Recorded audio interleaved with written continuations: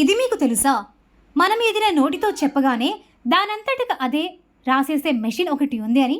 అవునండి, మీరేమైనా చెప్తే దానంతటికి అదే రాసేస్తుంది ఈ మెషిన్.